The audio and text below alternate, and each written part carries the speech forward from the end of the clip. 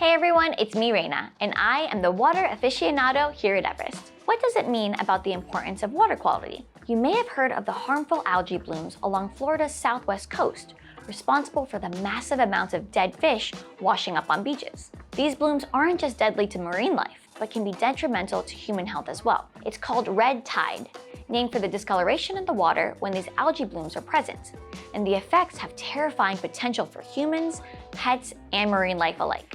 Red tide has been reported for centuries and can occur all over the world. What does it mean about the importance of water quality? Let's find out.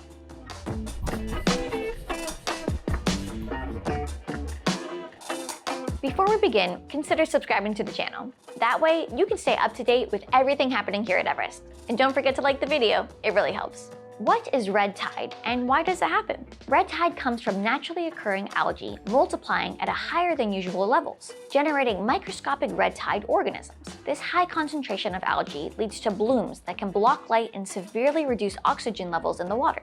While some blooms are non-toxic, Karenia brevis, Florida's most common red tide organism, creates brevetoxins, which fatally attack the nervous systems of various marine life. And for humans or pets that inhale or ingest these toxins, there can be some serious side effects. Although these blooms are naturally occurring, many experts believe factors of climate change could be contributing to the higher frequencies and length of red tides. The rapid algae growth could be a result of numerous factors, including rising ocean temperatures, higher carbon dioxide levels, and agricultural runoff, which can happen more so during storms. On average, red tide has been reported to last 3 to 5 months, according to the Florida Department of Health. The current situation in Florida began in fall last year, and it's about to enter its 6th month, leaving some to wonder if future red tides will continue to last longer. That is just the tip of the iceberg. What are the potential symptoms of red tide exposure? Inhaling these toxins can be incredibly dangerous, even miles away from the shore. This is because the wind sends the toxins onto the beaches and beyond, creating airborne irritants that cause respiratory issues.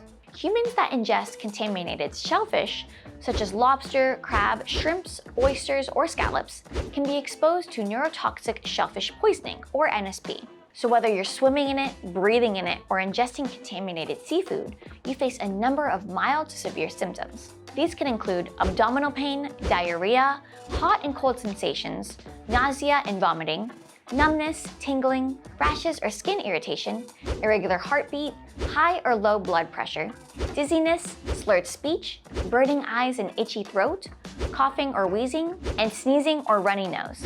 Wow, that is no joke.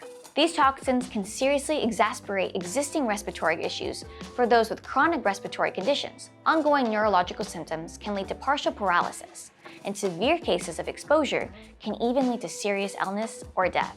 How to stay safe.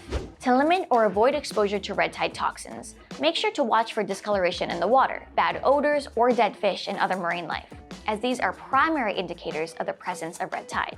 Also, be sure to check with the regional reporting on water quality before you travel to beaches, particularly along the Gulf Coast. Avoid contaminated fish and shellfish, and don't swim in or around red tide. But if you suspect you are exposed, seek medical care if symptoms persist or are severe in nature. Wash off with soap and water if you come into contact with the toxins. For the respiratory symptoms, those with chronic conditions can use over-the-counter antihistamines to alleviate discomfort. Individuals experiencing difficulty breathing in areas affected by red tide can also find relief in air-conditioned spaces. Also, don't forget to keep your pets safe. Don't let them ingest contaminated marine life or expose them to red tide waters, and make sure they have a comfortable breathing environment with plenty of clean, fresh water. Access to safe water and proper filtration should be a priority for society and individuals alike. Learn how Everest works to provide safe, filtered drinking water to communities everywhere. We pride ourselves on bringing you the freshest quality of water and ice to you and your customers. Now is the time to take advantage of the rapidly growing ice vending business. Click the link in the description below or send an email to sales@everesticeandwater.com to speak with an equipment specialist today. Thanks for watching, everyone. We'll see you next time.